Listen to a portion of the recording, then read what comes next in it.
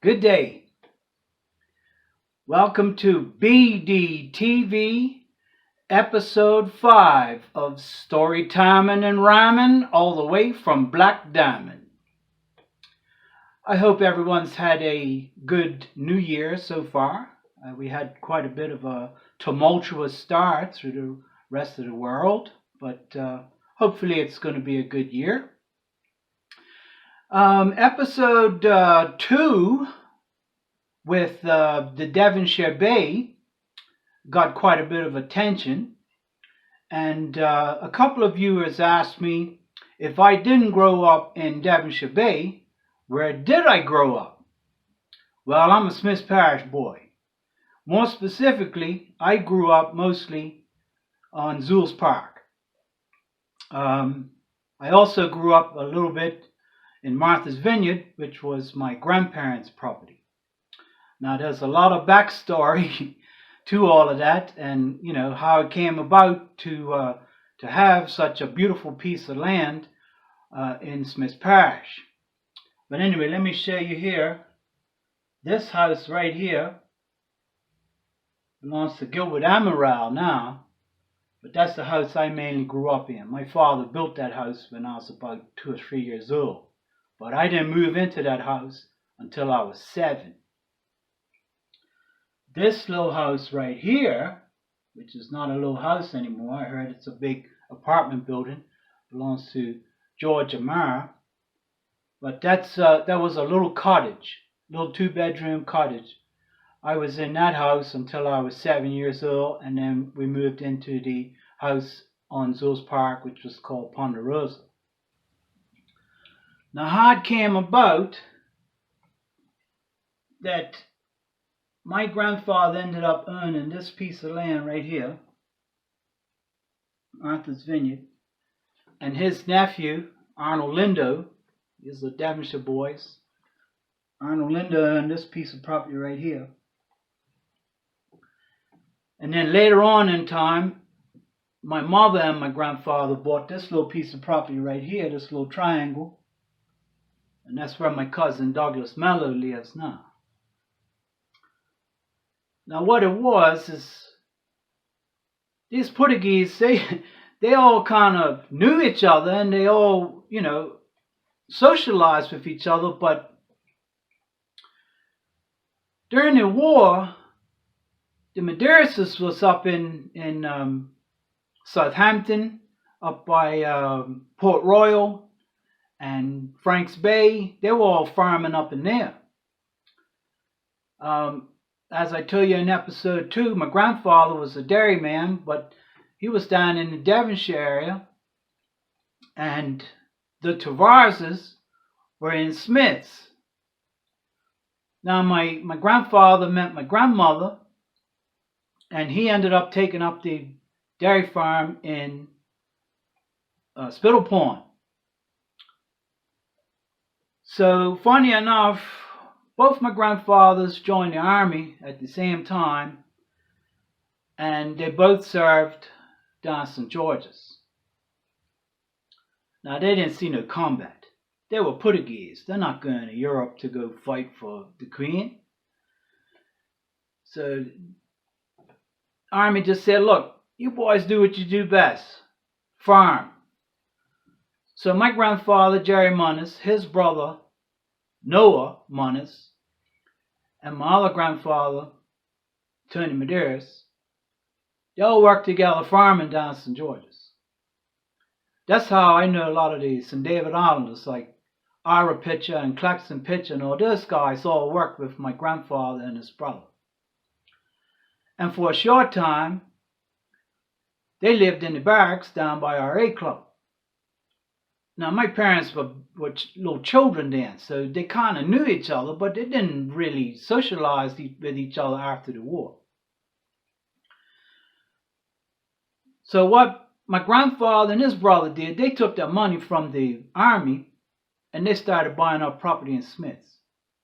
So I don't know who bought what first, but my grandfather bought this piece of property, Martha's Vineyard, in Smiths Parish, and his brother bought this piece of property right down here by Spittle Pond And that's Noah's Ark right there. Now you can just imagine how happy and how proud these Portuguese must have been to have beautiful pieces of property in Smith's Parish, surrounded by all these affluent British descent white Bermudians. So that's Martha's Vineyard. On the east side of Martha's Vineyard was Seaview, Campbell Wilkinson. And that's how my mother was friends with Sandra Wilkinson, or Sandra Outerbridge, which was Heather and Dana's mother. On the north side is the wilderness. And it was a wilderness when I was growing up.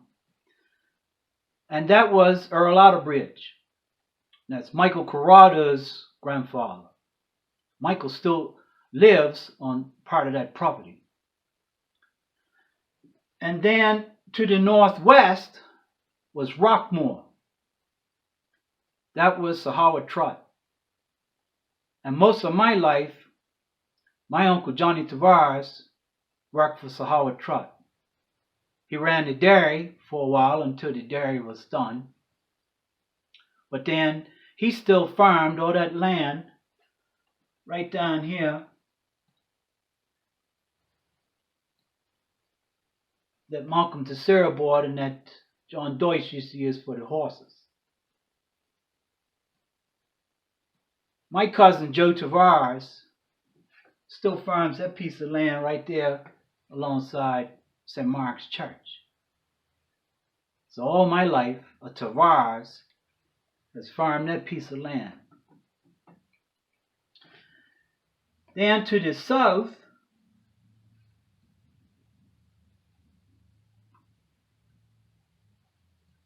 all of this was Sunningdale. That was the Buckleys. I remember when the Buckleys had the chicken farm there. My dad used to deliver feed. And then over here is Pokioc. That was the Inghams. I remember when that whole hillside right down to the ocean was all grass. We used to cut grass for the cows. But what I don't remember is when they had a dairy there. That dairy was already gone in the 60s. But I do remember going up there and seeing the dairy barns and seeing where the farm was, but by that time there was no farm. So, this was my stomping ground. Spittle Pond. Now, Spittle Pond's a nature reserve, but when I was a little boy in the 60s, nobody went down Spittle Pond. It's just me, my cousin Larry Tavares, and my cousin David Tavares.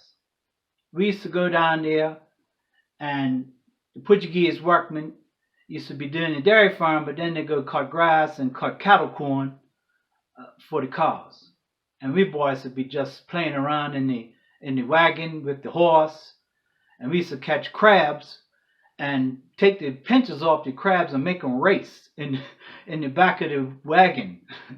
Now I remember days that after the hurricanes or whatever, me, Larry Tavares, Paul Barron, and Dean Miller would be down Spittle Pond with our bikes, riding through the puddles and catching little tiny fish in the water. Now you can imagine probably 2/3 of the houses that were in there now weren't there. It was all jungle, especially through Seaview. So all the Lakers was there. We used to run from Spittle Pond all the way to Flats, right up through Seaview, cut over into the wilderness, go down through Bierman's Quarry, go down Lawler's Well, all the way down the Harrington Sound Road,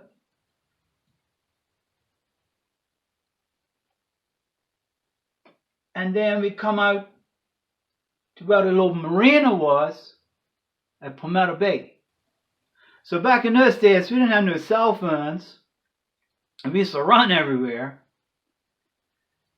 And my main friends in Zul's Park was myself, Michael Corrado, Paul Barron, Craig Outerbridge, and Bobby DeCosta. Now, Bobby didn't live in Zul's Park. He lived around Harrington Hundreds. But why would we all hang out in Zul's Park? Well, what do boys like? They like working on bikes, and they like girls. So we used to hang out at Michael Corrado's house because Michael had a garage. We did a lot of work on bikes in there. And even the other day, Ray in Korea said Smith Parish boys had fast bikes. Well, yes, we did. We had somewhere to work on them. And the thing is, those days, you could go down the dump and pick up 3 or 4 motors, bring them home, and just work on bikes all weekend. If this one didn't work, throw it away, get another one. I never stole no bikes because I just go down the dump and get another one. And then the other thing was my dad had the stables where in the wilderness where Michael Corrado lives now. So who hangs out at the stables? Girls. So a lot of girls hung out at the stables. All we boys hung out at the garage. And so we were the Zul's Park gang. And then that expanded because a lot of Smith Parish boys would come and hang out at Michael's. So we became the Smith Parish gang. Now we were a gang, but we never hurt nobody. We used to have a lot of good parties. But what happened was, because there was so many of us, we started hanging out in a bus stop right there. Right there, that little bus stop right across the street from Harrington Hundreds. We all hung out there. There had to be probably over 20 of us. And we hung out there because Gail Miller, Kim Miller, and Dean Miller lived in that little house right there. And then my schoolmates, Barry Dillon and Michael Dillon, lived in that house right there. But they went back to the States. Now, right up over the hill, over Napton Hill,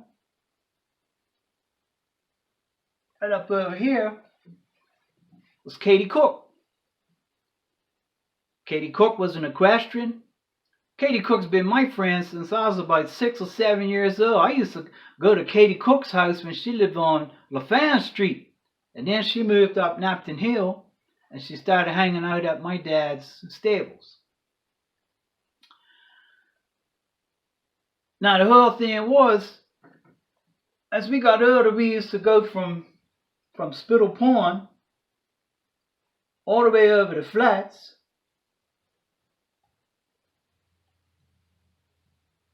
And then Paul Barron and Malcolm Smith used to run the marina right down here at Palmetto Bay.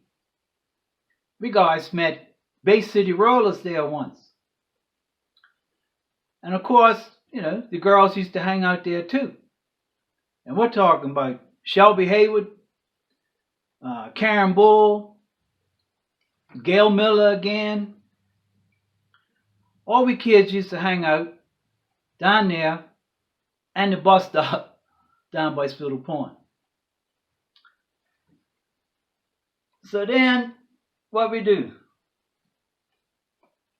We go swimming on Flats Bridge. There's the bridge. Now I remember times where we would take a surfboard, put a hole in the nose of it, put a piece of rope on it tied to the bridge, and surf in the current. And then if it was a bunch of us, like myself, Bobby DeCosta, Scott and Andrew Correa, Craig Outerbridge, all we boys would be jumping off the bridge, and then we got to quickly swim, try to get to the surfboard. And then we would wrestle each other on the surfboard. Now I remember once, and I'm pretty sure it was Craig Outerbridge, Scott Correa, and maybe Bobby DeCosta was all on the surfboard at the same time. And the rope broke. The rope broke and they went in the current and they went all the way over to the gas station. Well, that current's too strong. They can't swim back. You either got to swim all the way out here by T-Dock or get up at the gas station and walk all the way back around. And I'm going to end this episode with another shark story there, boy. So I was about 14 years old, and we had been swimming down Fletch Bridge all afternoon. And it's getting kind of dusk. I'm going to ride my bike back home. And I'm just hanging out down here by the trees off Viaduct. Just catch my breath, rest a little while, and then I'm going to ride up over the hill. All of a sudden, I see this guy right down here by where the slip is. He pulls up a 7-foot shark. That shark probably swimming around all day. Luckily we boys never got bitten by any sharks or anything. Biggest thing I'm ever seeing go through there was a speckled moray, a whip moray. Then right through the bridge, against the current, and I was standing right here. I threw a rock at him, and that thing took off faster than you can imagine against the tide.